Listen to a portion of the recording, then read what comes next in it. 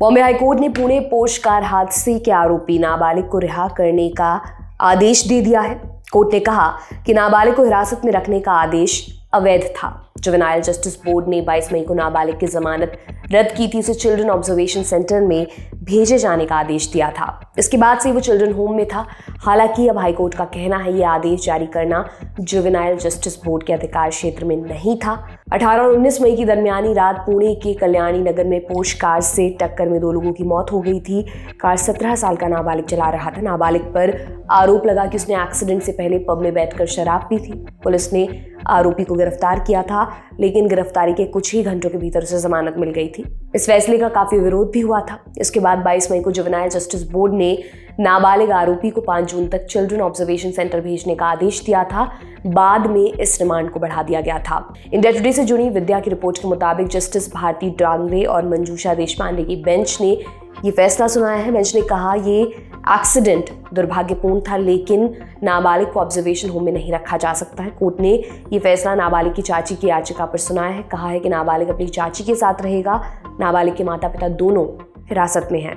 Court ने फैसले में यह भी कहा कि जुवेनाइल जस्टिस बोर्ड के आदेश के तहत नाबालिग की काउंसलिंग साइकोलॉजिस्ट से होती रहेगी। याचिकाकर्ता की तरफ से पेश हुए वकील अबाद पोंडा और प्रशांत पाटिल ने कहा था कि वैध जमानत के आदेश के बाद भी नाबालिग को चिल्ड्रन सेंटर भेजने का आदेश दिया गया। स्कीम जो है जुवेनाइल जस्टिस एक्ट में ऐसा एक भी सेक्शन नहीं है, एक भी प्रोविजन नहीं है जिसमें एक child in conflict in law को इलीगली डिटेन किया जाए।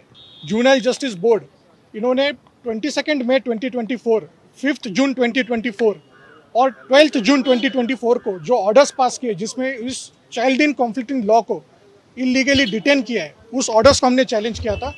आज ऑनरेबल बॉम्बे हाई कोर्ट ने उस ऑर्डर्स को सेट असाइड किया, एक्स फेशी इलीगल है, सेट असाइड किया और इमीडिएटली जो child in conflict in law है उनको रिलीज करने के आदेश दिए।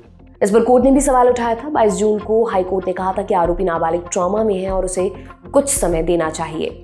लाइव लॉ की रिपोर्ट के मुताबिक पुणे पुलिस की तरफ से पेश हुए सरकारी वकील हितेन वेंगांवकर ने दलील दी कि जुवेनाइल को उसके दादा की मौजूदगी में जमानत दी गई थी। उन्होंने कहा था कि नाबालिग के दादा और पेरेंट्स हिरासत में, इसलिए उसे ऑब्जर्वेशन सेंटर में प्रोबेशन अधिकारी के निरीक्षण में रखना पड़ा। उन्होंने दलील दी कि जुवेनाइल जस्टिस बोर्ड ने सिर्फ उस व्यक्ति को बदला जिसके निरीक्षण में नाबालिग को रखना था।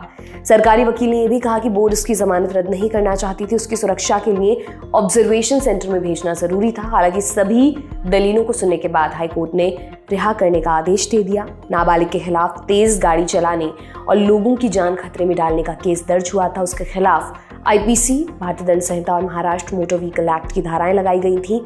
हादसे के बाद महाराष्ट्र सरकार ने नाबालिग को 25 की उम्र तक ड्राइविंग लाइसेंस देने पर बैन लगा दिया था। आपके लिए तमाम जानकारी लेकर आए हमारे साथी साकेत। मेरा नाम है दिव्यांशी सम्राट। देखते रहिए द लंदन टॉप। शुक्रिया।